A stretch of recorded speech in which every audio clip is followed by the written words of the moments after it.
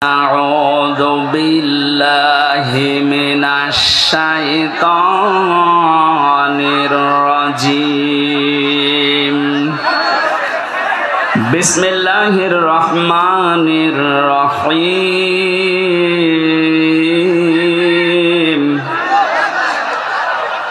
الذين يتبعون الرسول النبي الأمي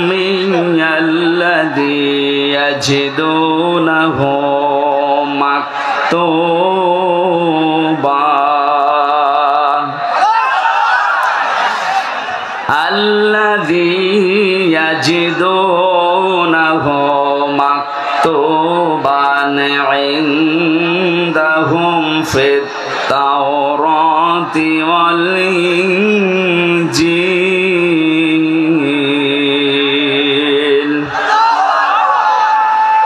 يأمرهم بالمعروف وينهاهم عن المنكر ويحل لهم الطيبات ويحرم عليهم الخبائث ويضع عنهم إصرهم والأغلال التي كانت عليهم فالذين آمنوا به وعزروه ونصروه واتبعوا النور الذي أنزل معه أولئك هم المفلحون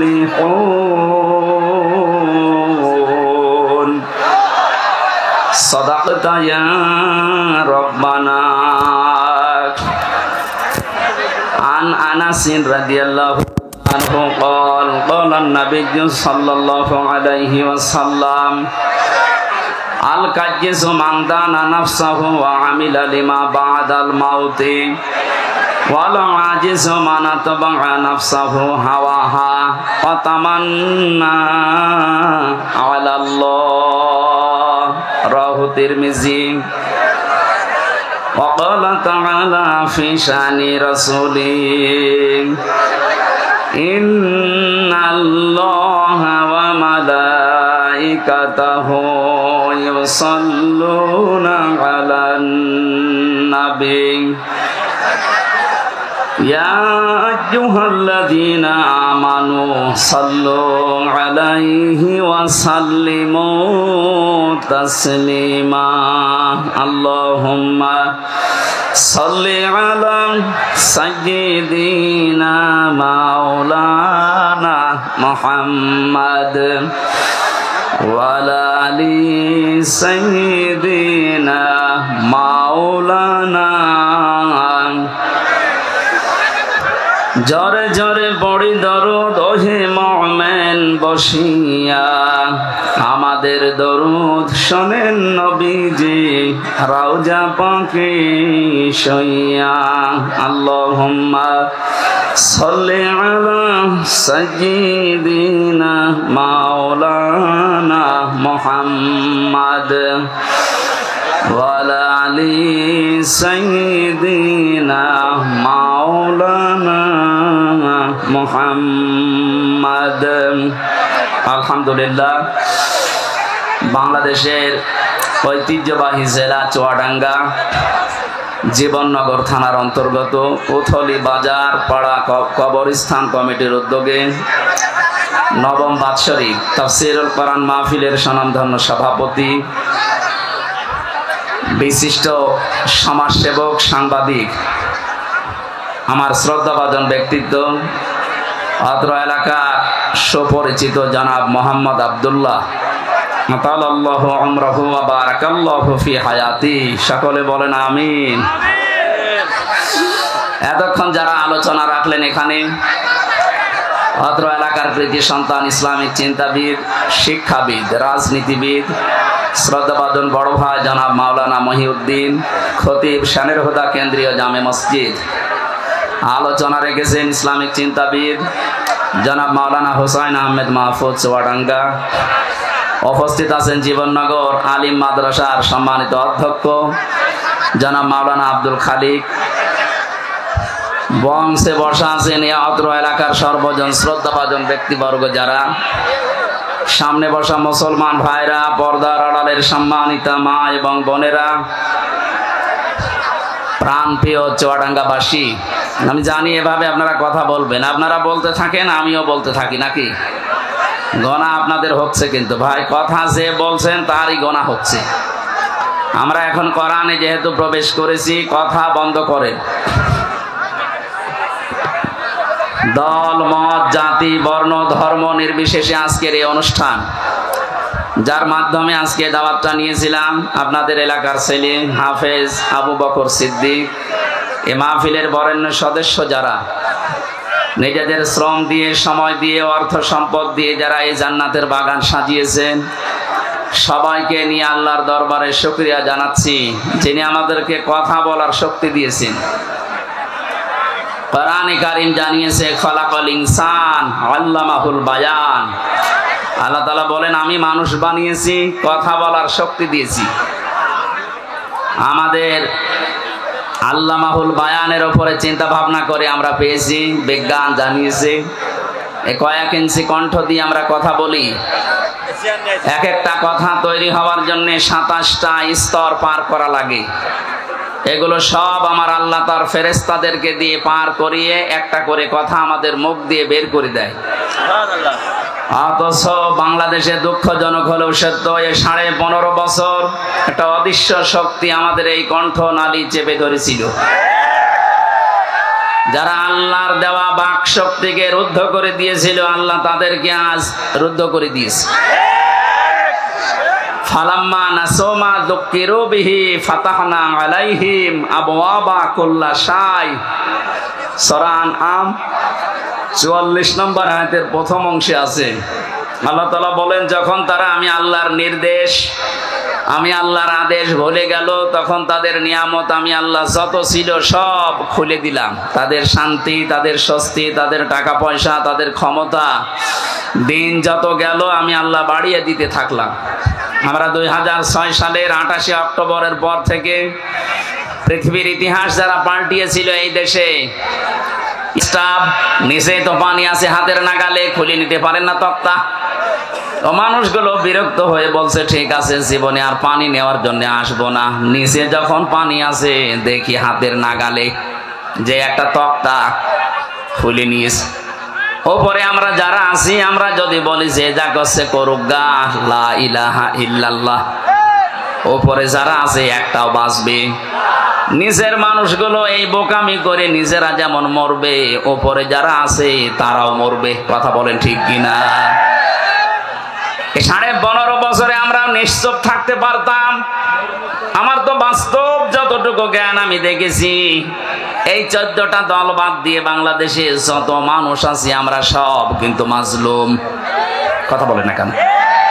যে দলের নামই বলেন, ওই 14 দল বাদ দিয়ে যারা আছি আমরা সব মাজলুম। আমার আয়াতের শেষের শব্দে এটা আছে, আমরা ব্যাখ্যায় যাব। আমি আমার যতটুকু লেখাপড়া আয়াতের উপরে আছে, আমার মনে হয় বাংলাদেশ আজকে একেবারে মিলে যাবে। আপনারা থাকবেন তো ঘন্টা খানিক। আল্লাহ পাক বলেন, এই মানুষগুলো যখন আমি আল্লাহর আদেশ ভুলে যাই, যে মানুষগুলো সৎ কাজের আদেশ করে আর অন্যায় কাজে বাধা দেওয়ার চেষ্টা চালায়, আযাব যখন পাঠায় তখন তাদেরকে বাঁচিয়ে দেই। আমরা এই আয়াত পড়েছি এই কারণে, জীবনের রিস্ক নিয়ে হলেও সৎ কাজের আদেশ, অসতে আমরা বাধা দেই। ওপর তলায় আসি বলে বেঁচে থাকবো তা না, যা করছেন নিচে বসে বসে, এটা যদি উপর থেকে বাধা আমরা না দেই, যত আল্লাহর বড় ওলি আমরা উপরে থাকি, আপনারা ডুবলে আমরাও ডুববো। এই জন্য 56,000 বর্গ মাইলকে এমন নিরাপদ রাখতে চাই যেন নিচে কেউ নৌকার তক্তা খুলতে না পারে।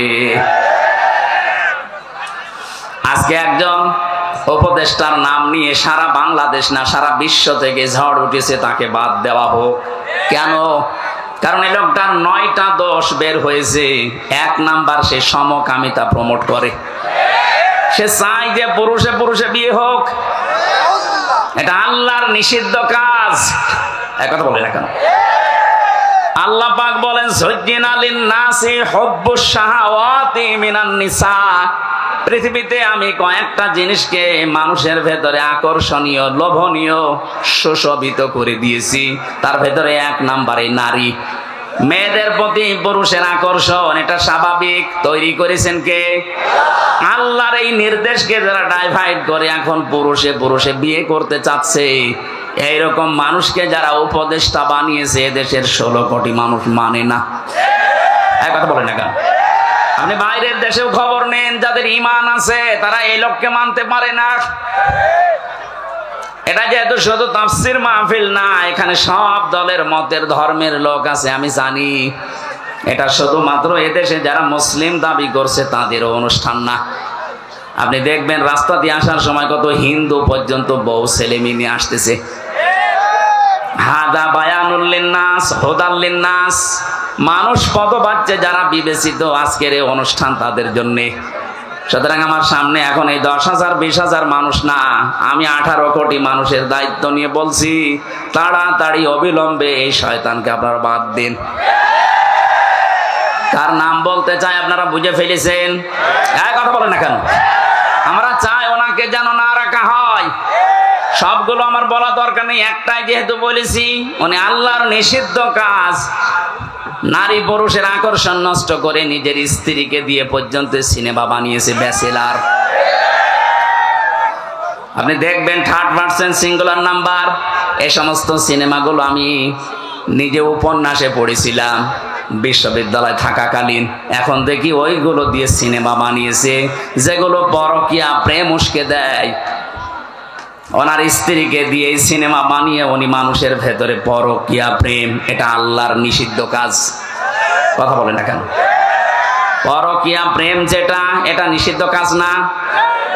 কোন হিন্দুকে বলেন, সেও মানবে না। যদিও সে আল্লাহ বিশ্বাস করে না, তারপর সেই অবৈধ কাজ মানে না।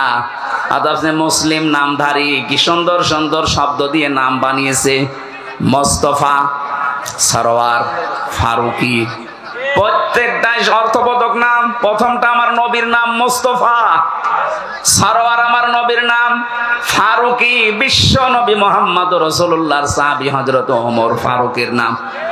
এত সুন্দর সুন্দর জিনিস দিয়ে নাম বানালেন আর কাম করছেন সব উল্টা। ফারুক মানে সত্য মিথ্যার পার্থক্যকারী, আর আপনি সত্য মিথ্যা সব মিশ্রণ ঘটিয়ে সব এক করে দিচ্ছেন। এই জন্য জীবন যতদিন আছে আমরা চাই আমরা যেন আল্লাহর আযাব এবং গজবে আপনার মতো না পড়ি। এই কারণে আমরা বাধা দেই, প্রতিবাদ করি। যদি আমাদের সামর্থ্য যতটুকু আছে এইটাও বন্ধ করে দেই, আল্লাহর কসম দাউদ নবীর জামানায় যেভাবে বানর বানিয়ে দিয়েছে আমাদেরকেও বানিয়ে দেবে। আমরা তো আমাদের বাঁচার জন্য প্রতিবাদ করছি। এই 14 দলটা বাদ দিয়ে বাকি যারা আছে আপনি তাকান, জীবনের উপরে রিস্ক নিয়ে তারা কিন্তু প্রতিবাদ করেছে, এখনো করছে। এই জন্য চাচ্ছি এ দেশটা যেন অশান্ত না হয়। এই কি করেন আপনি? হ্যাঁ, বিবেক নেই মনে হয়। কি শুরু করেছেন? কি কষ্ট হচ্ছে তো দেখতে পাচ্ছি। এভাবে থাকেন ভাই। না এই যে এখানে কয়েকজন তুলে দিন। কোথায় যাবেন? আমি আসার সময় তো দেখলাম মানুষের কোনো জায়গা নেই। বাধা দিলে মানুষের ঝোঁক সেই দিকে বাড়ে। এটাই সেই দুনিয়া তৈরি হওয়ার পর থেকে আরম্ভ হয়েছে। 15.5 বছরে বাধা দিয়ে কি করলেন আপনি? 1 তারিখেই সব আল্লাহ উঠিয়ে দিয়েছে। সুতরাং যারা বাধা দিয়েছিলেন তাদেরকে তো আর খুঁজে পাওয়া যাচ্ছে না, তাদের খুঁজে পাওয়া যাবেও না। কারণ এই আয়াতের পরের শব্দ ফাকতি আদাবিরুল কওমিল্লাযিনা যালামু, জালেমদের গোড়া কেটে দিয়েছে কে? বলেন বলেন। ওদের গোড়া কেটে দিয়েছে। এই জন্য তো এখন নতুন নতুন ইস্যু বানাচ্ছে। কতগুলো ইস্যু তৈরি করলো 5 তারিখের পর থেকে, একটাও হালে পানি নেয়নি। এখন আবার নতুন করে আরেকটা তৈরি করছে। বিশ্বের বিভিন্ন মডেলের কাছে এখন ধর্ণা দিচ্ছে যে আমি নির্বাচিত সরকার ছিলাম, আমাকে উৎখাত করা হয়েছে। এটা ডাহা মিথ্যা কথা। এটা যদি কেউ শয়তান কেউ বলে যে 15 বছরে কি দেশে নির্বাচন হয়েছে, শয়তানও হাসবে। কথা বলে না কেন? আপনি একটা ঘোড়াকে সকালবেলা জিজ্ঞাসা করেন, ঘোড়াও বলবে একটা কথা বলতে। নির্বাচনের আগে যেখানে 154 জন হয়ে যায়, দিনের ভোট যেখানে রাতি হয়ে যায়, সেখানে আপনি এই কথা সারা বিশ্বের মানুষকে, মোড়লদেরকে শোনাচ্ছেন কি? আপনি একটা হাসি মানুষ, এত বড় মিথ্যা কথা বলেন কি? আমি আর নাই বললাম। সুতরাং হাসি মানুষের কথা বলা ঠিক না। আপনার কথার কারণে আজ কিন্তু আমরাও কালার হয়ে যাচ্ছি বাইরের দেশে। এই যে সিঙ্গাপুর, মালয়েশিয়া, কয়েকটা দেশ ঘুরলাম, এই সমস্ত দেশে যাবার পরে দেখি ওই মানুষগুলো গালি দেয়। প্রথমে আমি মদিনা থেকে একটা গাড়ি নিয়েছিলাম আবু জেহেলের কবর দেখার জন্য। ভাড়া ঠিক করার পরে ড্রাইভারকে বললাম চলেন, উনি আমারে বলে ইয়া হাজিউল হুজ্জাত। এভাবে দামাদামি করেন কোন দেশে বাড়ি? যেহেতু মেন বাংলাদেশ। বলছে হারামি। হারামি মানে? আপনাকে বলি না, আপনার দেশে যে দায়িত্ব আছে ওইটাকে। যা বলেন, আপনি বলেন, আপনার সাথে আমি আরো 2 লাইন বেশি বলছি। আল্লাহর ঘর তাওয়াফ করে গেল, নবীর রওজা জিয়ারত করে গেল, আর এরকম ডাহা মিথ্যা কথা বলে কি করি?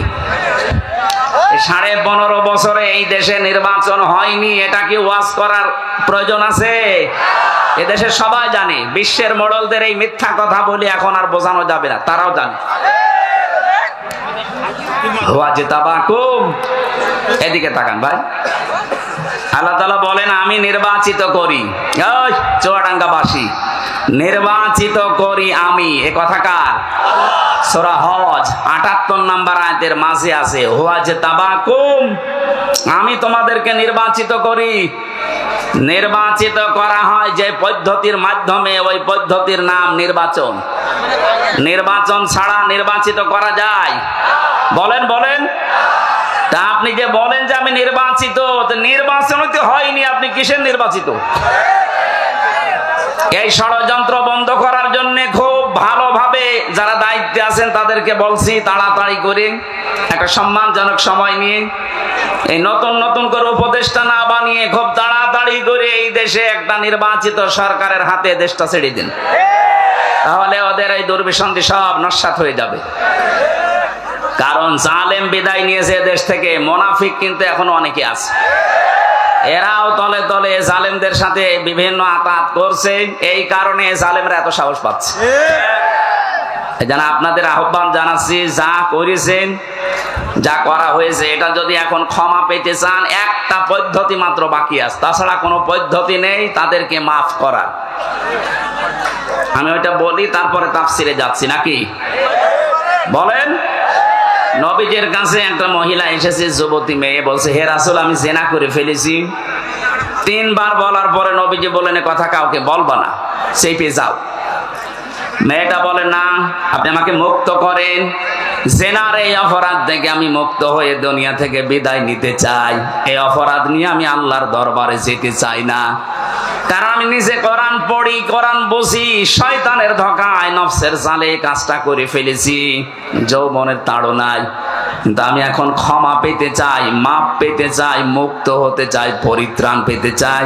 আপনি আমাকে দয়া করে অপরাধ থেকে মুক্ত করেন। নবীজি বললেন ঠিক আছে, এখনই না, বাড়ি চলে যাও। সন্তানটা যতদিন খালাস না হবে ততদিন আসবা না। ঠিক 10 মাস 10 দিন পরে এসেছে, বলে হে রাসূল এই দেখেন আমার ছেলে। নবীজি বললেন না, এখন না, এই সন্তানের তো বাবার ঠিক নেই, এই জন্য তোমাকে 2 বছর দুধ দেওয়া লাগবে। এখানে আলেম আছে বসে, তাদেরকে বলছে সন্তানকে দুধ দেওয়া লাগবে। নবীজি মাকে বললেন কেন? সন্তানের দুধ দেওয়ার দায়িত্ব মায়ের না বাবার? না না, আপনি আন্দাজে বলেন কেন? বাবা। আলেমরা তো কিছু বলছে না, আপনি কথা বলেন কেন? সূরা বাকারা 2 নম্বর পারা 17 নম্বর পৃষ্ঠার 1ম নম্বর লাইনের 232 নম্বর আয়াতে আছে, এটা মাঝের অংশে আছে। আমি আলেমদেরকে বলছি এবার এই আয়াতটা নিয়ে লেখাপড়া করবেন, অন্তত 20টা তাফসির মিলাবেন আধুনিক ভাবে, দেখবেন নতুন তথ্য বের হবে এখান থেকে। এতদিন আমিও জানতাম এইটা। আল্লাহ পাক বলেন ওয়ালা والوالدات يرضعن أولادهن حولين كاملين لمن أراد أن يتم الرضاعة। এখানে কত মাদ্রাসার আলেম ফাজেল কামিল পাশ করা লোক দেখেন, লিমান আরাদা আইয়ুতিম্মার রাদা, এটা মুযাক্কার শব্দ, তা আপনার উপর এটা ইহসান। কোন মা যদি বলে না আমি এটা করাবো না, 2 বছর দুধ পান করাতে পারি, 5 লাখ টাকা দেওয়া লাগবে, আপনাকে তাই দেওয়া লাগবে? আমার মনে হয় মাইকে এটা বলা ঠিক হইল না। আমার ম্যাডামও শুনতেছে, আমার এই যে 43 দিন আগে একটা মেয়ে হয়েছে, ও যদি এখন লাইভে দেখি বলে ঠিক আছে বাড়ি আসো, আমারও 5 লাখ দেওয়া লাগবে না, তোমার মেয়ে তুমি নাও, আমি একটা বিপদে পড়ে যাব না? থুকু, আর বলা যাবে না। চুয়াডাঙ্গাবাসী কোরআনে কারিমের আয়াতে আমি অনেকগুলো তাফসীরের সাথে মিলিয়ে দেখেছি, নবীজি কেন ওই মেয়েটাকে বলেছিলেন যে তুমি দুধ পান করাও 2 বছর, এটা তো বাবার দায়িত্ব, নবীজি কেন অবিচার করলেন? করেছিলেন এই কারণে, কারণ তার তো বাবার ঠিক নেই। ও সন্তানটা যার, ও সন্তান ছিল না, এক কথা বলছেন না কেন? সে তো বলতে পারছে না এটাতে কার বাবা কোনটা, বললে তো আরেকবার অপমান হবে। আরে গোপন কথা জিজ্ঞাসা না করাই ভালো।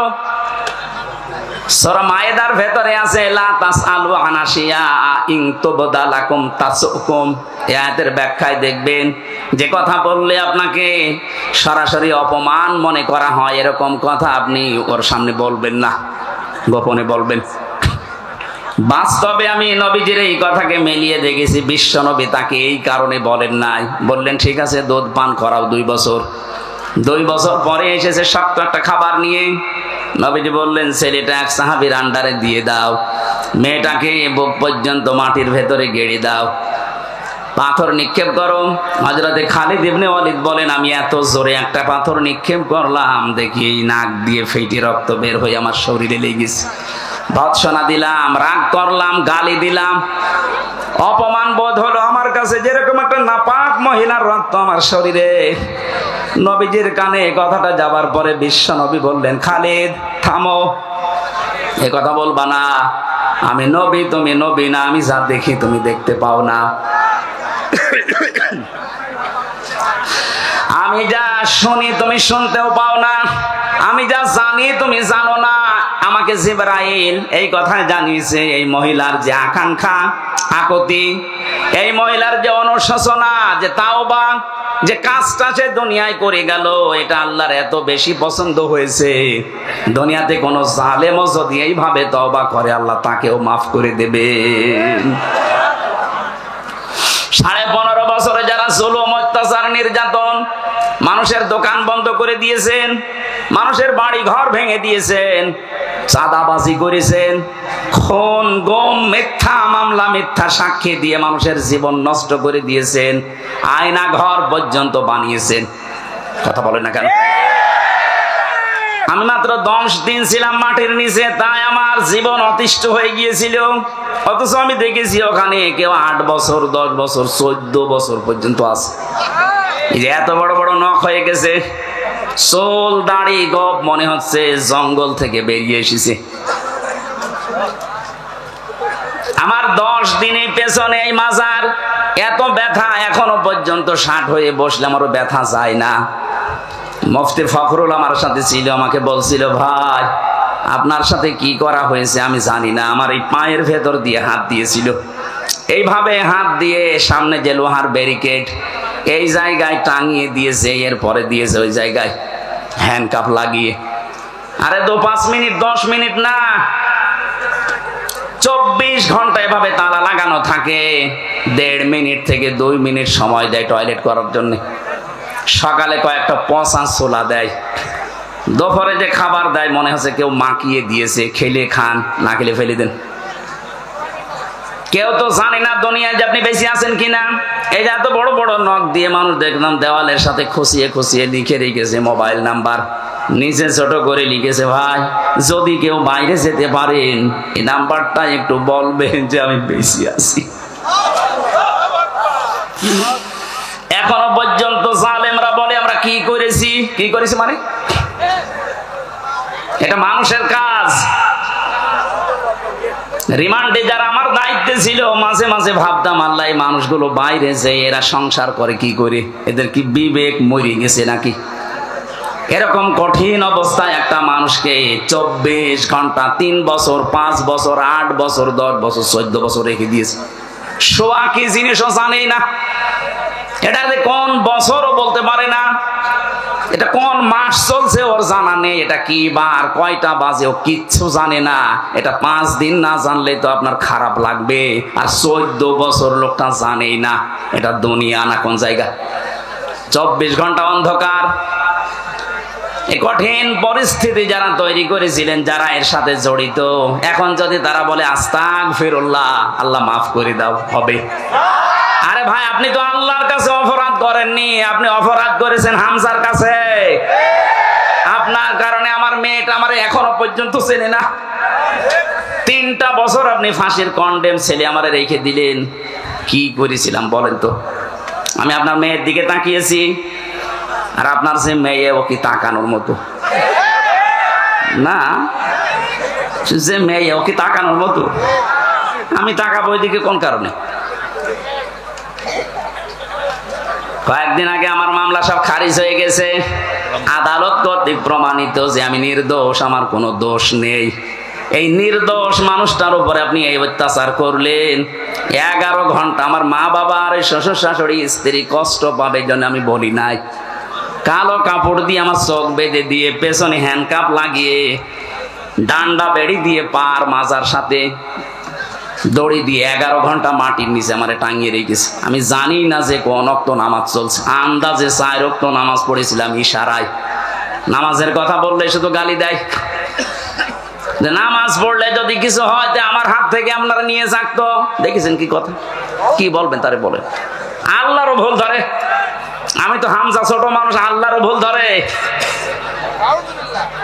এই কাজগুলো যারা করেছেন, আমি সহ 1,10,000 মানুষ জেলখানায় ছিল ওই সময়। আমি যতটুকু দেখেছি 100 জনের প্রায় 70 জন মানুষ মিথ্যা মামলায় জেল খাটতেছে, কিচ্ছু জানে না। আপনার কারণে মাওলানা মহিউদ্দিন 8-10 বছর 15 বছর বাড়ি থাকতে পারে না, ওর চরিত্র খারাপ। আপনার জমির আইন ঠেলেছে, কথা বলে না কেন? এরকম বহু মহিউদ্দিন বাংলাদেশে, কত মানুষ। আমি এক একজনের সাথে ছিলাম। জনাব তারেক জিয়ার পিএস নুরউদ্দিন মিয়া অপু ভাই আমার সাথে ছিলেন 3 বছর। ওনার বন্ধু গিয়াসউদ্দিন মামুন ছিলেন 17 বছর আছে, বের হয়েছে কিছুদিন আগে। বিএনপির এক একজন মানুষের নামে আমি মামলা দেখেছি, 313টা 536টা পর্যন্ত মামলা পেয়েছি। আমার যে খাবার দিয়েছে তো বলতাম, ভাই কয়টা মামলা, কি করেন? বলছে বিএনপি করতাম, বড়গোনায় বাড়ি, মামলা কয়টা? 313টা। মনে হচ্ছে বদরের ময়দান কায়েম করে ফেলিস। বলে তো একটা মানুষকে 313টা মামলা দেয় কোন বিবেকে? আমারে তো 2টা দিয়েছিল, তাই 3 বছর। ও 313টা তো কিয়ামত হয়ে যাবে। কথা বলে না কেন? এই জন্য আমি আপনাদেরকে বাঁচাতে চাই। এটা যেহেতু রেকর্ড হচ্ছে, সারা পৃথিবী কালকে যাবে, এমনকি যারা পালিয়েছে ওই জালেমরাও শুনছে।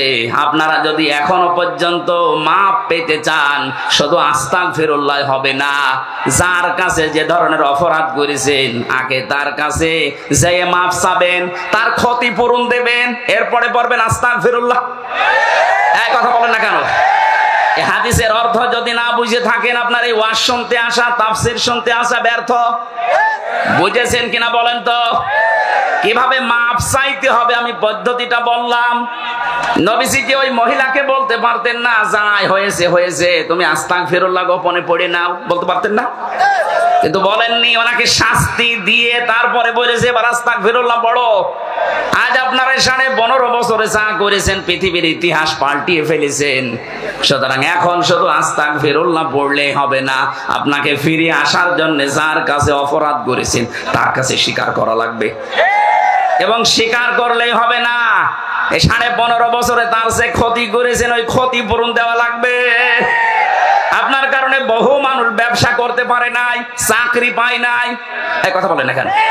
মিথ্যা মামলায় ঝুলে ঝুলে জীবনটা নষ্ট করে ফেলেছে। কেউ আম বাগানে, কেউ বাঁশ বাগানে, কেউ ধানের খেতে শুয়ে শুয়ে রাত কাটিয়েছে বছরের পরে বছর।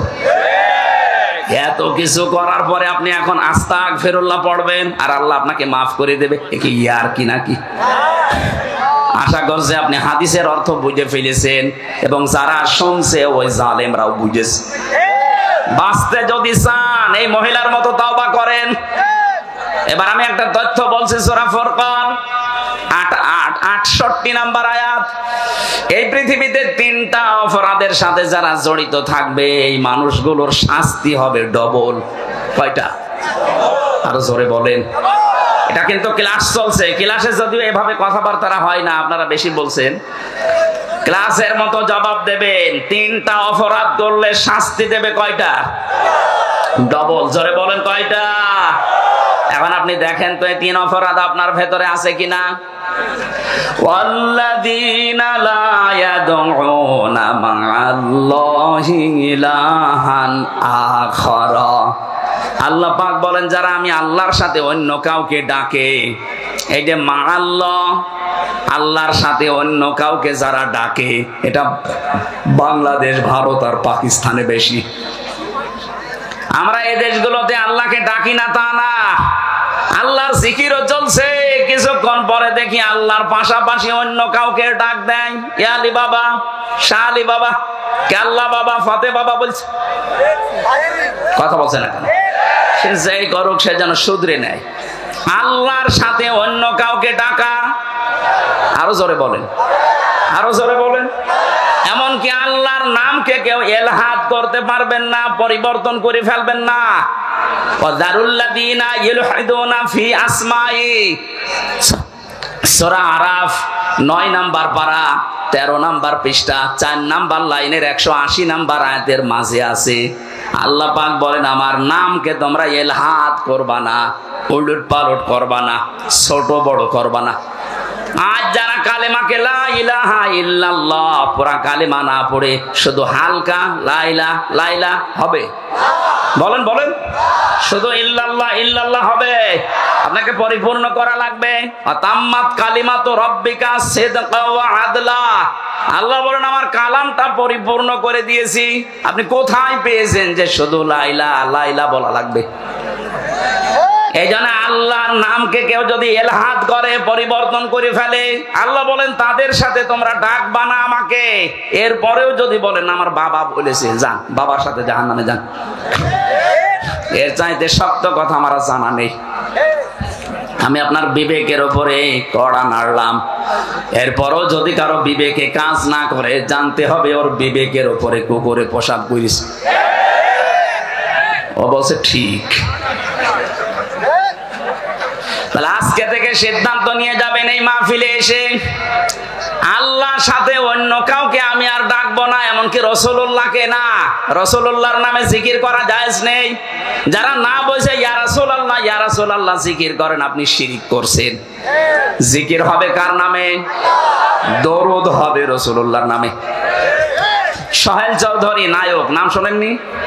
এই লোকটা হত্যার মামলার যে আসামি ছিল মামুন ইমন, এনে আমার সাথে ছিল, মাঝে মাঝে আসতো।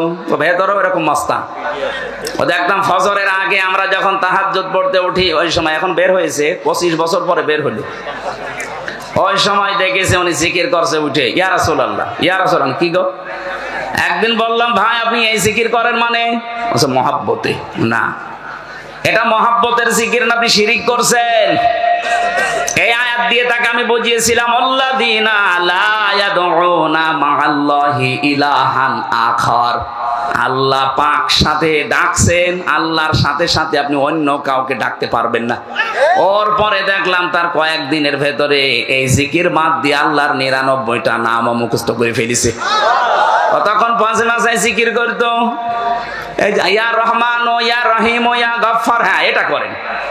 ওয়ালিল্লাহিল আসমাউল হুসনা ফাদউহু বিহা। আমি আল্লাহর অনেক সুন্দর সুন্দর নাম আছে, যে নামে পারো আমাকে ডাকো, কিন্তু সাবধান আমার নামকে উলট পালট করবা না। সুতরাং যারা দলিল বিহীন এই জিকির করেন, আল্লাহর সাথে অন্য কাউকে ডাকেন এবং আল্লাহর নাম অর্ধেক করে ফেলেন অথবা আল্লাহর নামের সাথে অন্য কিছু যোগ করেন, ছোট বড় করে ফেলেন, পরিবর্ধন করে ফেলেন, আপনারা থামবেন নাকি চালিয়ে যাবেন? আমি তো বলছি এটা শুধু আপনার জন্য না, এটা রেকর্ড হচ্ছে। সারা বাংলাদেশ সহ বিশ্বের বহু মানুষ এখন লাইভ দেখছে। আল্লাহর সাথে যারা অন্য কাউকে ডাকেন, আল্লাহর কসম আপনার শাস্তি হবে মরণের পরে ডবল। সুতরাং ওই ব্রাহ্মণবাড়িয়া তাহেরি ভাইয়ের মতো যেন কেউ জিকির করবেন না। 2 নম্বরে ওয়ালা ইয়াকতুলুনান নাফসাল্লাতী হারামাল্লাহু ইল্লা বিল হক। আদালত কর্তৃক, বিচারালয় কর্তৃক প্রমাণ করা ছাড়া কোনো মানুষকে আপনি হত্যা করতে পারেন না। অথচ আগস্টের 5 তারিখের আগে 3732 জন মানুষ হত্যা হয়েছে এই দেশে। এক কথা বলা রাখবে, এই মানুষগুলো মারার পেছনে একটাও যুক্তিসঙ্গত কোনো কারণ নেই, আদালত কর্তৃক প্রমাণিত কোনো দলিলও নেই। আপনি নিজের ইচ্ছা মতো মারলেন, কথা বলেন না কেন? এর সাথে যিনি জড়িত, যারা জড়িত, তাদের শাস্তি হবে ডবল। 3 নম্বরে ওয়ালা ইয়াজনুন, জিনা করা যাবে না। কে বলছেন? জিনা করলে শাস্তি কয়টা? ডবল। বলেন বলেন। ইউদাফ লাহুল আযাবু ইয়াউমাল কিয়ামাহ, আল্লাহ বলেন তাদের শাস্তি দেব আমি ডবল।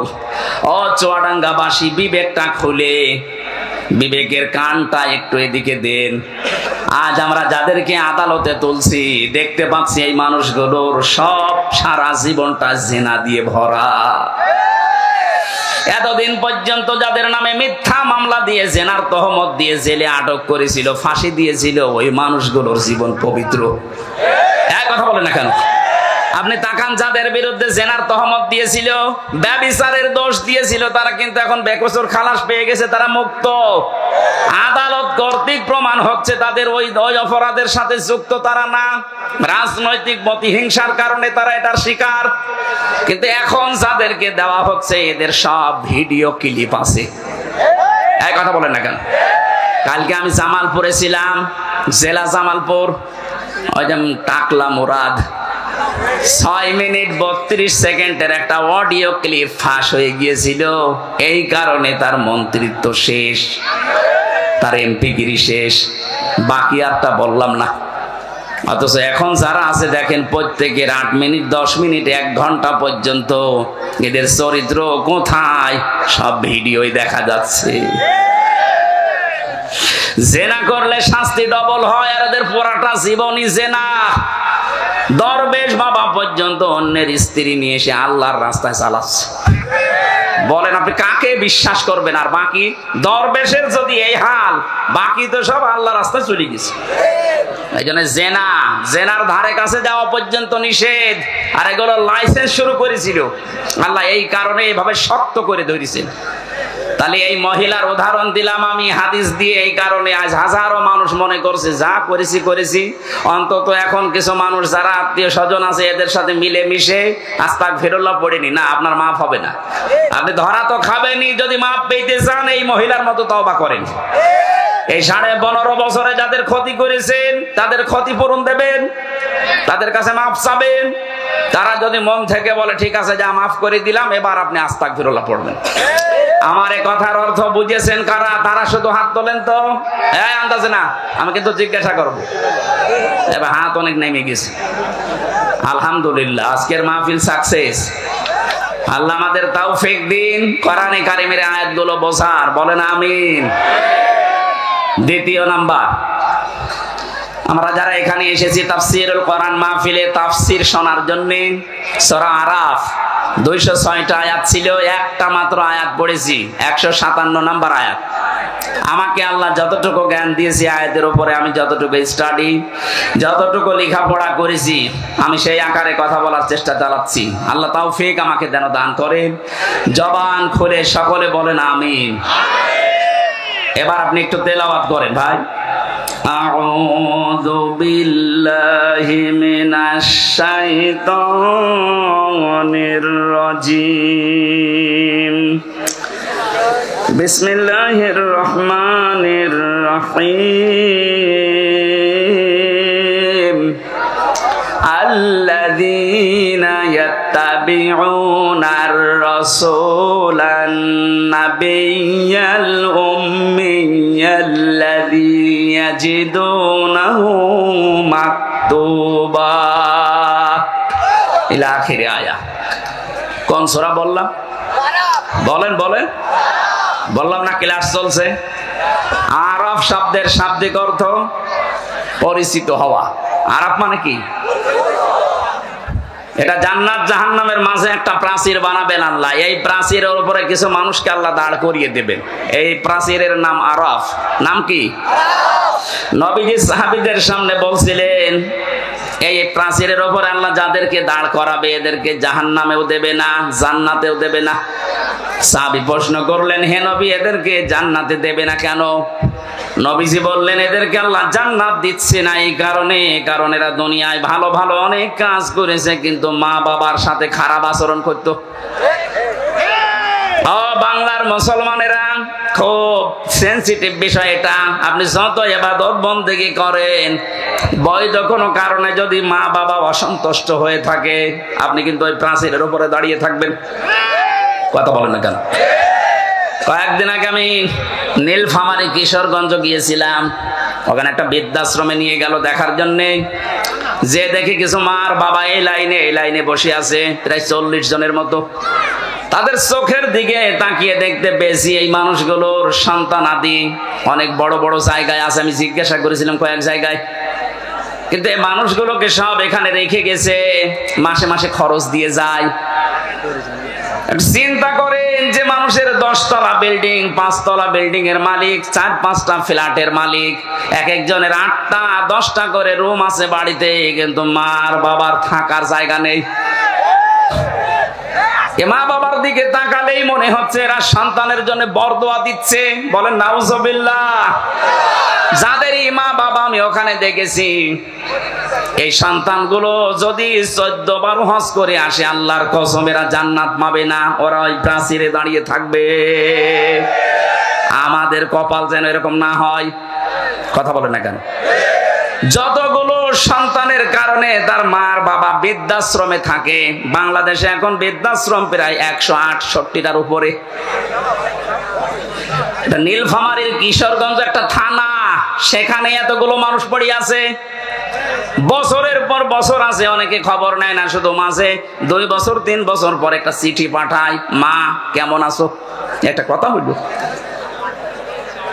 30 বছর 25 বছর পর্যন্ত এই ছেলেটার পেছনে ওই মার বাবা নিঃস্বার্থ ভাবে শ্রম দিয়েছিল কথা বলে না কেন অথচ আজকে এই সন্তানই রেখে গেছে তার মাকে আমার যতটুকু দেখলাম যাদের কারণে রেখে যায় সন্তানগুলো মার বাবাকে বৃদ্ধাশ্রমে বলেন এর পেছনে কয়েকটা কারণ আছে একটা কারণ ওই ছেলেটার বউ এই কথা বলছেন না হাজারো বউ এই দেশে আছে তারা চাই না যে আমার শ্বশুর শাশুড়ি আমার সাথে একসাথে থাক এরকম বউ দেশে নেই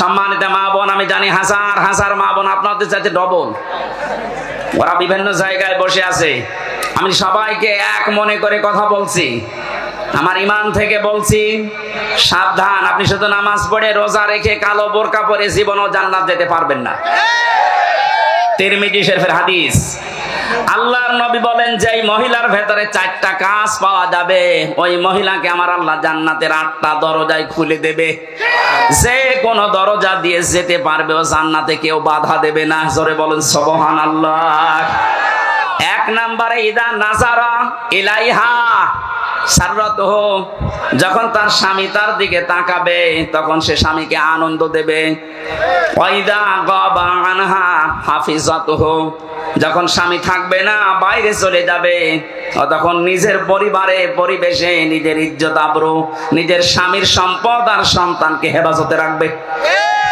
এটা আজ 100 জনের প্রায় 95টা মহিলা ঠিক রাখতে পারছে না স্বামী বাইরে চলে গেলেও দিন পায় কথা বলেন না কেন ফাতেমা তো জোহরার আপনার সাথে যেই মহিলা জান্নাত যাবে, জামিলা, তার জীবনী পড়েছি, তাকে আল্লাহ জান্নাত দেওয়ার পেছনে দুইটা কারণ। এক নাম্বার, এসে স্বামীর অনুমতি ছাড়া কোনোদিন বাইরে যায়নি, কারোর সাথে দেখাও করেনি। আর হাজারো মেয়ে লোক স্বামী বাইরে চলে গেলেও মনে হচ্ছে যে জান্নাত পেয়ে গেছে। স্বামীর সম্পদ গুলো তার অনুমতি ছাড়া দান করা জায়েজ নেই, আর আল্লাহর রাস্তায় চুরি করে। কথা বলে না কেন? স্বামী বাইরে গেলে আপনার সন্তান, আপনার শরীর, ইজ্জত, সম্ভ্রম, এগুলো সব হেফাজতে রাখা লাগবে। জান্নাতের দরজা এই কারণে খোলা থাকবে। 3 নম্বরে এইটাই আসল, ভালো করে শোনেন। নবীজি বলেন, তুইনু আলা দীনি যাওজাতিহা, যে মহিলা তার স্বামীকে দিনের উপরে চলতে সাহায্য করে, দিনের প্রচারে গেছে, দিন কায়েমের জন্য কাজ করছে, এই মহিলার কষ্ট হলেও স্বামীকে সাহায্য করবে, উৎসাহ দেবে, পেছন থেকে আরো সাহায্যের হাত বাড়াবে।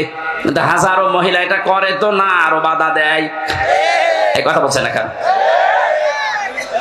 সম্মানিত মা বোনেরা, শুধু নামাজ পড়ে রোজা রেখে আপনি জান্নাত যাবেন কখনোই না। অতঈনু আলা দীনি যাওজাতিহা, আপনার স্বামীকে দিনের কাজে চলার জন্য, দিনের পথে চলার জন্য যতটুকু সমর্থ আছে সাহায্য করবেন, উৎসাহ দেবেন, এগিয়ে দেবেন। হযরতে খাদিজাতুল কুবরা রাদিয়াল্লাহু তাআলা আনহা, আল্লাহ তাকে সালাম দিয়েছিলেন।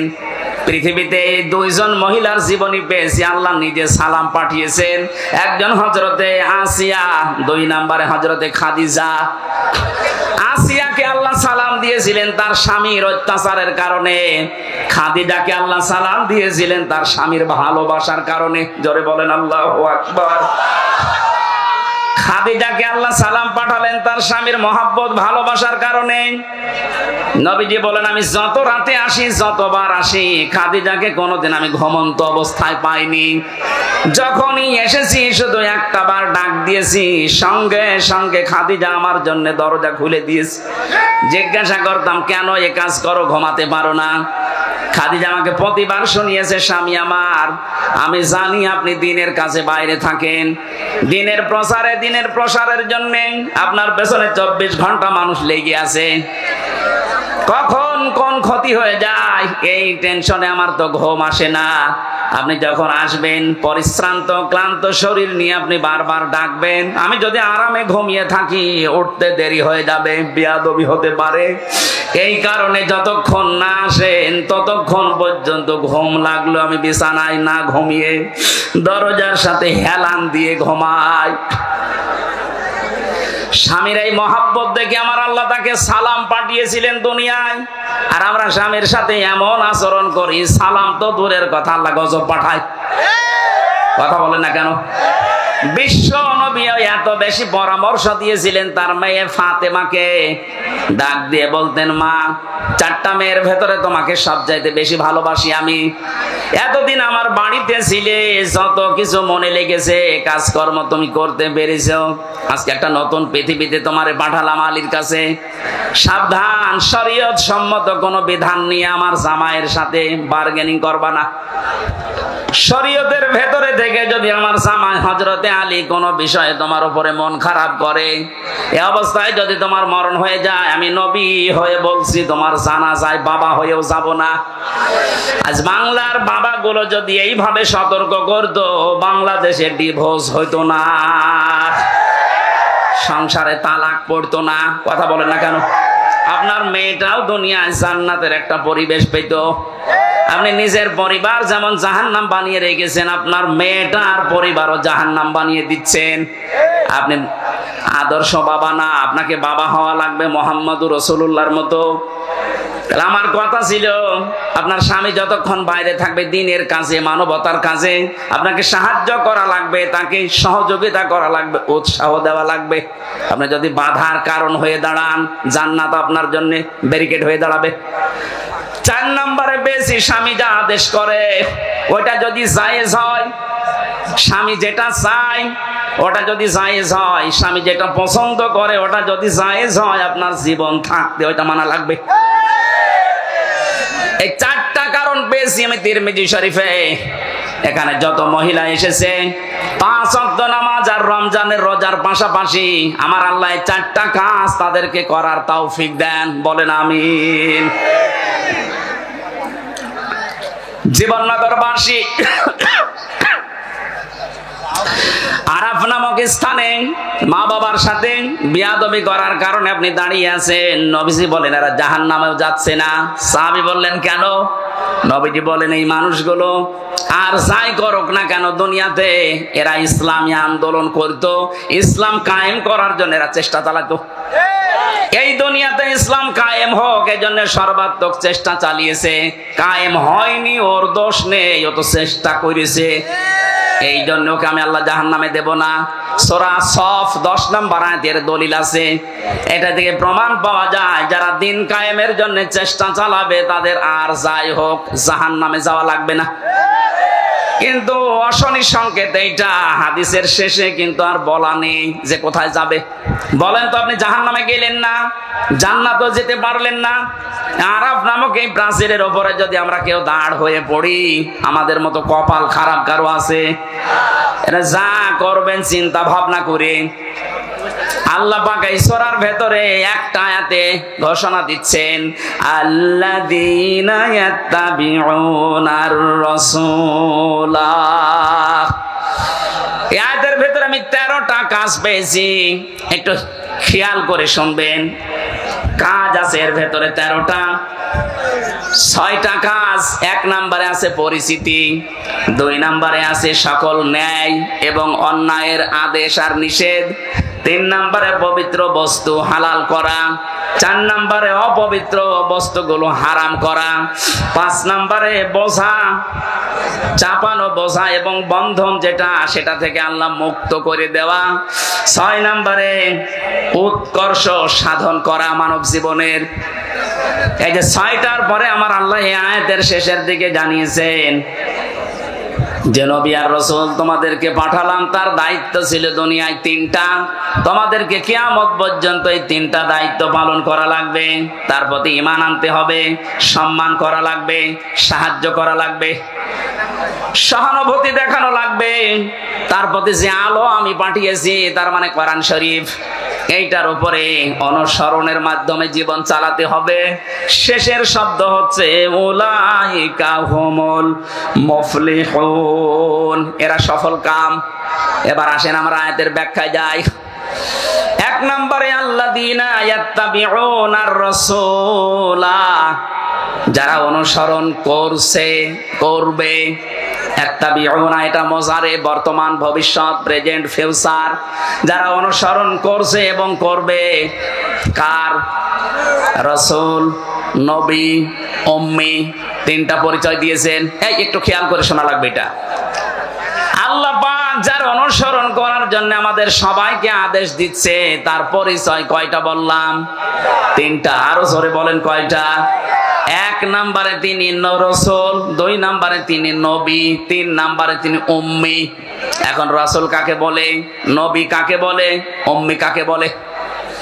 আমার আয়াতের মূল শব্দের তাফসীর করার নিয়ত ছিল ইয়ামুরুহুম বিল মারুফ ওয়া ইয়ানহাহুম আনিল মুনকার, এই 2টা শব্দে।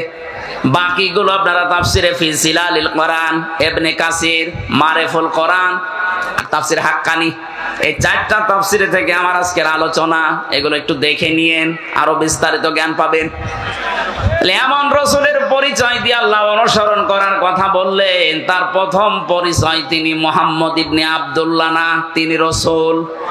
কি? আমি এবার আলেমদেরকে বলছি, রাসূল হওয়ার জন্য ওনাকে যে সময় বেঁধে দিয়েছিলেন আল্লাহ, জন্মের পর থেকেই কিন্তু ওনাকে কেউ রাসূল বলে নাই। পুরা আরব জাহানের ভেতরে ওনাকে বলতো আল আমিন, আস সাদিক অথবা মুহাম্মদ ইবনে আব্দুল্লাহ। কথা বলে না কেন? 1 থেকে 40 বছর কেউ পুরা আরব জাহানে রাসূল বলেছে? বলেন কখন বলেছে? 40 বছর বয়সে তিনি যখন আল্লাহর কাছ থেকে পেয়েছিলেন ইকরা বিসমি রাব্বিকাল্লাযী খালাক, আল্লাহ পাক এই 5টা আয়াত তাকে দেওয়ার সঙ্গে সঙ্গে তিনি বাড়িতে আসলেন। এই বললাম না একটু খেয়াল করা লাগবে কেন?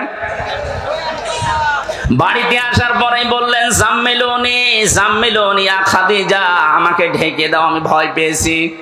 হযরতে খাদিজা ওই দিন তাকে 5টা কথা শুনিয়েছিলেন। পৃথিবীর কোন স্ত্রী যদি স্বামীকে এই 5টা কথা বলতে পারে, সে স্বামী যেন বিশ্বাস করে সে হক পথে আছে। আর যদি মনে করেন না স্ত্রীর পক্ষ থেকে 5টা কথা আসে না, আপনি যত বড় আল্লাহর ওলি দাবি করেন, আপনি বুঝবেন আপনি ভ্রান্ত পথে আছেন। খাদিজা ওই দিন বলেছিলেন, যদিও তিনি ঈমান এখনো আনেননি, প্রথমেই বলেছিলেন স্বামী ভয় পাবেন না, কাল্লা আল্লাহি মা ইয়াখজিক কাল্লাহু আবাদান, আল্লাহর কসম কখনো আল্লাহ আপনাকে ভয় দেখাতে পারেন না। জিন পরি ভূত পেতনি যাই বলেন, যারা ভয় দেখায় এরা আপনার কাছে আসতে পারে না। কারণ কি, ইন্নাকা লা তাসিলুর রহিমা, আপনি আত্মীয়তার সম্পর্ক ঠিক রাখেন। এই হাদিস দ্বারা বোঝা যায় দুনিয়ায় যারা আত্মীয়তার সম্পর্কগুলো ঠিক রাখতে পারে, অটুট রাখতে পারে, তাদের ভেতর থেকে আল্লাহ ভয় দূর করে দেয়। আর আমাদের রাতের বেলা আমার মনে হয় তাল গাছের ভেতরে কিছু নড়াচড়া করলো ভয় লাগে। কথা বলেন না কেন? এত ভয় আপনার ভেতরে, কারণ কি? কারণ আপনার রক্তের সম্পর্ক ঠিক নেই। আমরা চেহারা সুরত দেখলে মনে হয় জান্নাত থেকে পালিয়ে এসেছে, অথচ নিজের আপন ভাইয়ের সাথে কথা বলে না। এই কথা বলছে না কেন? নিজের আপন রক্ত যেগুলো, এগুলোর সাথে যদি সম্পর্ক কেউ ছিন্ন করে, ঘরে যদি দেখতে মনে হয় শাহজালাল পীরের মতো, তাও মনে করবেন ওর জীবনে বহু ভয় আল্লাহ লুকিয়ে রেখেছে। আমি বিস্তারিত ব্যাখ্যায় যাচ্ছি না, আমার শব্দ সামনে পড়ে আছে। 2 নম্বরে ওয়া তাহমিলুল কাল্লা, কি করতে আপনি ভয় পান? আপনি তো মানুষের বোঝা হালকা করেন, বোঝা বহন করেন। এখানে বোঝা মানে শুধুমাত্র এই বোঝা না, এখানে কষ্টের বোঝা, ঋণের বোঝা, দুঃখের বোঝা। কথা বুঝতেছেন? হ্যাঁ নবী, আপনি এই দুনিয়াতে বহু বোঝা বহন করে দেন, বোঝা হালকা করে দেন মানুষের। অথচ আশ্চর্য হয়ে গেলাম, এতবার জীবনে হজ করার পর, নবীর উম্মত দাবি করার পর, মুসলিম জাতির অনেকে তাকে মা বলে, অনেকে তাকে বোন বলে, অথচ এই মানুষটা পালিয়ে যাওয়ার সময় কত রকমের বোঝা আমাদের উপরে দিয়ে গেল। এই কথা বলে না কেন? এই যে 3732 জন মানুষ মরে গেল, এগুলো দেশের জন্য বোঝা হয়ে যায় গেল না? 2780 জন মানুষ এখনো হাসপাতালে কাতরাচ্ছে, তারা তাদের পরিবারের কাছে, সমাজের কাছে এই দেশের জন্য এখন বোঝা না? কারণ হাত নেই, পা নেই, চোখ নেই, অন্ডকোষ নেই। এই কথা বলছে না কেন? এত ঋণের বোঝা আপনি দিয়ে গিয়েছেন, এদেশে এখন কেউ জন্ম নিলে তার মাথার উপরে 1 লাখ টাকা ঋণ। এত বড় বড় বিশাল বোঝা আপনি দিয়ে গেলেন, কাউকে কষ্টের বোঝা, কাউকে দুঃখের বোঝা, কাউকে অর্থের বোঝা, ঋণের বোঝা, হাজার হাজার বোঝা আপনি মাথার উপরে দিয়ে আরামে আছেন। আর আপনি দাবি করছেন আমি জান্নাতে যাব। কিসের জান্নাত আপনার? আপনি তো নবীর উম্মতই নেই। শুধু উনি না, এই পৃথিবীতে যারাই মানুষের উপরে বোঝা তৈরি করে দেয়, বোঝা হালকা করে না, কত মানুষকে, নিরীহ মানুষকে বেকার মিথ্যা মামলা দিয়ে তার মাথার উপর একটা বোঝা চাপিয়ে দিলেন। আমার পরিবারের উপরে 3টা বছর কি বোঝা চাপিয়েছিলেন বলেন তো? 2-5 হাজার, 10,000 না, কত লক্ষ লক্ষ টাকা আমার পরিবার থেকে আপনারা নিয়েছেন। মনে হচ্ছে যে আমার বাবার কাছেও টাকা পায়, সে টাকা চাইতে গেছে। আমার প্রথম দিন ধরার পরেই বলেছে রিমান্ড দেব 10 দিন, 50টা মামলা দেব, যদি ছেলেকে বাঁচাতে চান তাহলে 10 লাখ টাকা এখনই নিয়ে আসেন। বাবা তো গ্রাম্য মানুষ, কোথা থেকে গিয়ে ধার মার করে 8 লাখ টাকা ও পাগল দিয়ে দিস। ও শয়তানটা তো কথা ঠিক রাখে না, টাকাও নিয়েছে, পরের দিন আবার 8টা মামলাও দিয়েছে। বাস্তবতা বোঝেন তো? এই যে বক্ষের বোঝাটা 3 বছর দিলেন, আমার স্ত্রীটা, আমার মা বাবা, আমার আত্মীয় স্বজন যারা আছে, কি বোঝা ছিল তারা? কথা বলে না কেন? অন্তত আমার রক্তের সম্পর্ক যাদের সাথে আছে, এই মানুষগুলো তো রাতে ঘুমাতে পারতো না। বিনা কারণে একটা মানুষ 2টা মেয়ে রেখে জেলখানায় পড়ে আছে বছরের পর বছর। আমার শরীরে এখন বিভিন্ন রোগ শুধু এই কারণে। এত কষ্ট আপনি দিয়েছিলেন, আমি চাই আপনাকে এরকম 3 বছর জেলে রাখা হোক।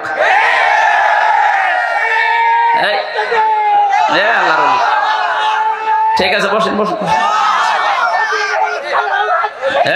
বসেন বসেন। আমার যে তথ্যগুলো বলা দরকার তাফসীর মাহফিলে আমি এবার আরম্ভ করছি, এদিকে তাকান। আমার এই হাদিস পড়া বলতে গেলে সময় চলে যাবে।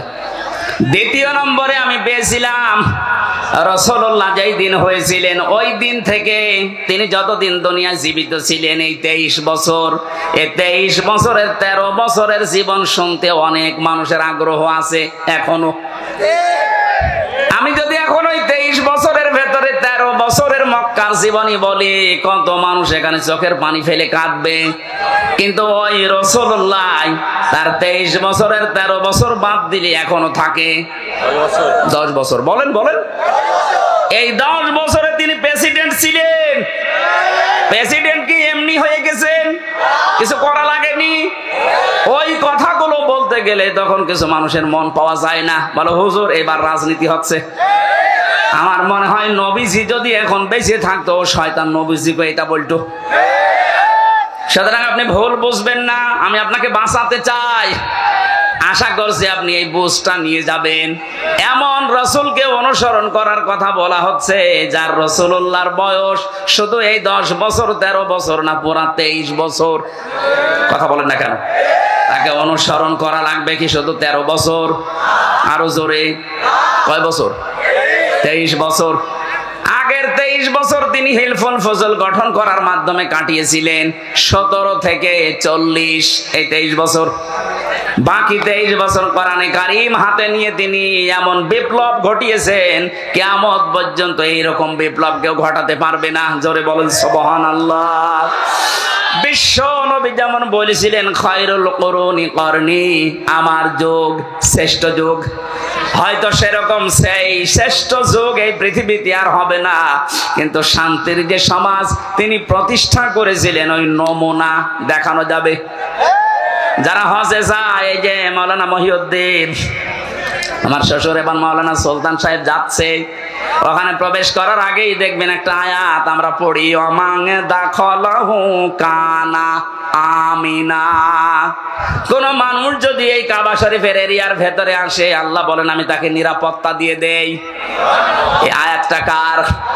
আরো জোরে। আমি এই আর কি মারার জন্য পড়ি না, এখানে শিক্ষা আছে। কাবার চত্বরের ভেতরে আসলেই তাকে নিরাপত্তা দেবে কে? আরো জোরে বলেন। কারণ ওই ঘরটা কার? বাংলাদেশ কি কাবা ঘর? বলেন বলেন। তাহলে এখানে যে এখন অরাজকতা চলছে, এই জায়গায় যদি শান্তি স্বস্তি নিরাপত্তার পরিবেশ দিতে হয়, এটা তো কাবা না। কি করবেন আপনি? সূরা নাম 82 নম্বর আয়াতে আল্লাহ দলিল দিয়েছেন 6000 কিলোমিটার দূর এখান থেকে কাবা শরীফ। কাবার ভেতরে ঢুকলে না আপনি নিরাপত্তা পেয়ে যাবেন। বাংলাদেশের 56,000 বর্গ মাইলে আসলে আপনি নিরাপত্তা পাবেন কি করে? আল্লাহ পাক বলেন এই কাজটা করো, উলাইকা লাহুমুল আমনু। এই যে এইভাবে তাফসীরের ভেতরে হাক্কানিতে আছে, আল্লাহ তার নিজের কুদরতি আঙ্গুল যেন এইভাবে দেখিয়েছে। বাংলাদেশ নামক একটা দেশ আছে 257টা দেশের ভেতরে। এর ভেতরে চুয়াডাঙ্গা একটা জেলা আছে, এর ভেতরে জীবননগর থানা আছে, ওথলি একটা গ্রাম আছে।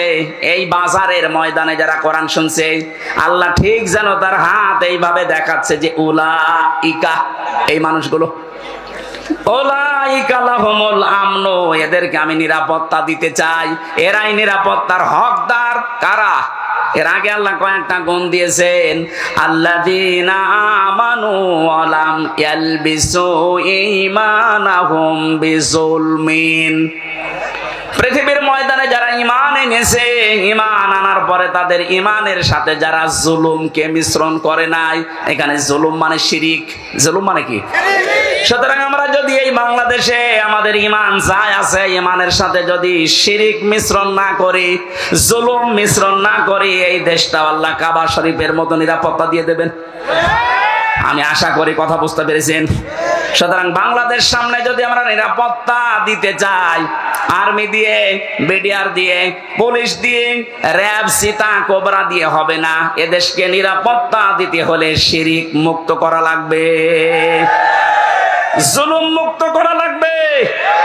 একটা হয়েছে অলরেডি, চেষ্টা চলছে, অন্তত দেশে আর জুলুম নেই। কথা বলে না কেন? এখনো কিছু হালকা আছে, এটা থাকবে না যদি শিরিক মুক্ত এই দেশ হয়। কে মুক্ত? বলেন বলেন। শিরিক টাকার সাথে এবার আসেন এই শব্দটা বিজুলমিন আই শিরকিন, এই শব্দের ব্যাখ্যা পড়েছি আমি তাফসীরের ভেতরে পেয়েছি 4টা। শিরিক থেকে কেউ যদি নিজেকে বাঁচাতে চায় সে যেন শিরিক বিল জাত, শিরিক বিল সিফাত, শিরিক বিল ইখতিয়ারা, শিরিক বিল হুকুক, এই 4টা থেকে নিজেকে বাঁচায়। শ্রেণী বিন্যাস করে করে আমি তাফসীরের ভাষায় দেখেছি 120 প্রকার হয় এই শিন, র আর কাফ। এত কথা এর ভেতরে আল্লাহ লুকিয়ে রেখেছেন, যত চেষ্টা করবেন তত নতুন নতুন তথ্য আপনি এখান থেকে পাবেন। আমরা কোরআনে কারিমের কথা বলতে গেলে কথা খুঁজে পাই না, আর আমার তো মনে হয় কোরআনের কোনো আয়াত পড়লে আমার শেষই হয় না। আপনি লেখাপড়া করবেন তো পাবেন কোথায়? বাস্তবে আমাদের এই দেশকে শিরিক মুক্ত করার জন্য আমরা অনেকে চেষ্টা চালাচ্ছি। ডাক্তার মোহাম্মদ ডাক্তার আব্দুল্লাহ জাহাঙ্গীর রহিমাহুল্লাহ, আল্লামা শাহিদ দেলাওয়ার হোসেন সাইদি রহিমাহুল্লাহ, তারা চেষ্টা চালিয়েছিলেন শিরিক কুফর এগুলো দূর করার জন্য। কারণ তারা জানতেন এই পৃথিবীকে যদি নিরাপত্তা দিতে হয় অবশ্যই এই পৃথিবীতে শিরিক বন্ধ করা লাগবে, কারণ এটা একটা বড় জুলুম। ইন্না শিরকা লা যুলুমুন আযীম। আমাদের চারিদিকে এমন এমন প্রতিবেশী আল্লাহ দিয়েছেন, সবগুলোই উল্টাপাল্টা। মায়ানমার, এই কথা বলছেন না কেন? চীন, ভারত, আর একদিকে সাগর। একটা প্রতিবেশীর ভেতরে দেখেন তো জুলুম ছাড়া শিরিক ছাড়া আর কি আছে? আমরা যদি নিরাপত্তা এই দেশে পেতে চাই আল্লাহর আশ্রয় ছাড়া কারো আশ্রয় নিয়ে সম্ভব হবে না। এই জন্য শিরিক বিল জাত বন্ধ করা লাগবে, শিরিক বিল সিফাত বন্ধ করা লাগবে, শিরিক বিল ইখতিয়ার বন্ধ করা লাগবে, শিরিক বিল হুকুক বন্ধ করা লাগবে। এটা তাফসীরে ইবনে কাসিরের ভেতর থেকে পড়বেন। আল্লাহ পাক বলেন আমি আল্লাহ চাই তোমাদেরকে নিরাপত্তা দিতে। কাবা শরীফের ভেতরে আসলে যেমন নিরাপত্তা পেয়ে যাও, বাংলাদেশের 56,000 বর্গ মাইলও নিরাপত্তা পেয়ে যাবে যদি দুনিয়ায় শিরিক না থাকে। সর্বাত্মকভাবে চেষ্টা চালাতে হবে যে যেখানে আছেন, আমাদের বিশ্বাসে, আমাদের অনুভূতিতে, আমাদের পোশাকে, যে যেখানে আছে আমাদের কিন্তু শিরিক চলছে। এজন্য যখন মউতের ফেরেশতা আসে ওই সময় এসে এই কথা বলে, আল্লাযীনা তাতাওয়াফাহুমুল মালাইকাতু তাজ্জিবিনা ইয়াকুলুনা সালামুন আলাইকুম উদখুলুল জান্নাতা বিমা কুনতুম তা'মালুন। বলেন আল্লাহু আকবার। সূরা নাহালের ভেতরে আছে এটা 14 নম্বর পারা 9 নম্বর পৃষ্ঠার 9 নম্বর লাইনে আছে 32 নম্বর আয়াত। আল্লাহ পাক বলেন এই মানুষটা যখন শিরিক মুক্ত জীবন গঠন করার পরে বিছানায় পড়বে, মউতের বিছানায় আছাড় খেয়ে, ওই সময় ফেরেশতারা এসে বলবে যে তাজ্জিবিন। তাজ্জিবিন মানে শুধু পোশাক পবিত্র করা না, তাজ্জিবিন মানে শুধু শরীর পবিত্র করা না। তাজ্জিবিন শব্দের শাব্দিক অর্থ তার চিন্তা, চেতনা, বুদ্ধি, মেধা, তার ব্যবসা বাণিজ্য, কর্মজীবন, তার পরিবার, তার অর্থনীতি, সমাজনীতি সবকিছু পরিষ্কার পবিত্র এগুলো করা লাগবে। আজ আমাদের সবকিছু পবিত্র হলেও এই দেশে এখনো পর্যন্ত অর্থনীতি পবিত্র হয়নি, সুদ দিয়ে পরিপূর্ণ। কথা বলে না কেন? ঈমান বাঁচাতে হলে এই দেশে এখনো পর্যন্ত যারা সুদ থেকে মুক্ত হওয়ার জন্য চেষ্টা চালাচ্ছে আপনি তাদের কাছে যাবেন, আমি নাম বলি না, আপনি নিজের বিবেকের কাছে প্রশ্ন করে দেখবেন যারা সুদ থেকে মুক্ত হওয়ার চেষ্টা চালাচ্ছে। আপনার এটা ঈমানের দাবি, যদি আপনি না করেন আপনি কিন্তু বিছানায় পড়ার পরে তখন ফেরেশতার কাছে ধরা খেয়ে যাবেন। তাজ্জিবিনা যারা নিজেদের পবিত্র চিন্তা, শরীর, পোশাক, ব্যবসা বাণিজ্য, পরিবার, অর্থনীতি, সমাজনীতি, রাজনীতি, ধর্মীয় নীতি যেগুলো আছে সব পরিষ্কার পবিত্র করার চেষ্টা চালাবে। ফেরেশতারা বলবে ইয়াকুলুনা সালামুন আলাইকুম, শান্তি আল্লাহ তোমার বান্দা এর উপরে আমরা বর্ষিত করছি। উদখুলুল জান্নাহ, প্রবেশ করো ওই যে জান্নাত দেখা যাচ্ছে। বিমা কুনতুম তা'মালুন, যে কাজ তোমরা করেছিলে শিরিক মুক্ত জীবন গঠনের জন্য বহু চেষ্টা চালিয়েছিলে সমাজে, পরিবারে, রাষ্ট্রে। আজকে আল্লাহ পাক এই জন্যই তোমাকে এই জান্নাতের দরজা খুলে রেখেছে, প্রবেশ করো। জেলখানায় যাওয়ার পরে আমি এই আয়াতটার বাস্তব উদাহরণ পেয়েছি। আল্লাহ জাহান্নামের কথা পুরা কোরআনে যেখানে দিয়েছেন সেখানে দিয়েছেন জাহান্নামের দরজাগুলো বন্ধ থাকবে, আর জান্নাতের কথা যেখানেই দিয়েছেন সেখানে দিয়েছেন জান্নাতের দরজা খোলা থাকবে। আমি দেখেছি জেলখানায় 24 ঘন্টা তালা লাগানো থাকে, মেন গেট। কেউ প্রবেশ করলে তাড়াতাড়ি তালা লাগিয়ে দেয়। আল্লাহ পাক বলেন জান্নাতের দরজা এরকম না, জান্নাতের দরজা ওপেন থাকবে, খোলা থাকবে। যত মানুষ আসবে তার জন্য কোনোদিন বন্ধ করা হবে না। এই জন্য আমাদের জীবনটা যেন শিরিক মুক্ত হয়।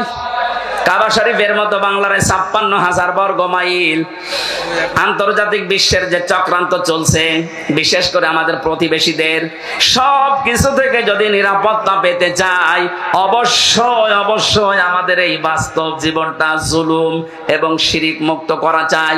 আল্লাহ আমাদের তৌফিক দিন, বলেন আমিন। এমন রাসূলের অনুসরণের জন্য আল্লাহ আদেশ দিচ্ছেন, যিনি রাসূল হয়েছিলেন কত বছর বয়সে? বলেন।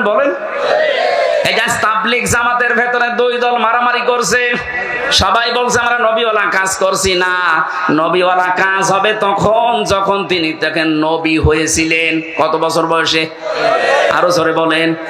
40 থেকে 63, এই 23 বছর আপনাকে পঙ্খানো অনুসরণের মাধ্যমে দেখাতে হবে তিনি উম্মি ছিলেন। আল্লাহ পাক বলেন এই ঘোষণা আমি তাওরাতে এবং ইনজিলে লিখে দিয়েছিলাম। সূরা আলে ইমরান 3 নাম্বার পারা 19 নাম্বার পৃষ্ঠার 8 নাম্বার লাইনে এই তথ্যগুলো আছে। লম্বা হয়ে যাচ্ছে না, কে শেষ করে দিচ্ছি, মাপসে আগামীতে কথা বলবো ইনশাআল্লাহ। আল্লাহুম্মা আমিন। লা ইলাহা ইল্লা আনতা সুবহানাকা ইন্নী কুনতু মিনাজ জালিমিন। এই মোনাজাতটা বসে করে যান, আপনার মতো হাজার লক্ষ মানুষ এখানে হাজির হয়েছে। বসেন, মোনাজাতটা বসে করেন। মাথা নিচু করেন, চক্ষু বন্ধ করেন। আপনারা সবাই পরস্পরের আত্মীয়। বিশেষ করে আমার ইমানের দিক থেকে এবং রক্তের দিক থেকে সবাই কম বেশি আত্মীয়। আমি সবাইকে নিয়ে মোনাজাতে হাজির হচ্ছি আল্লাহর দরবারে।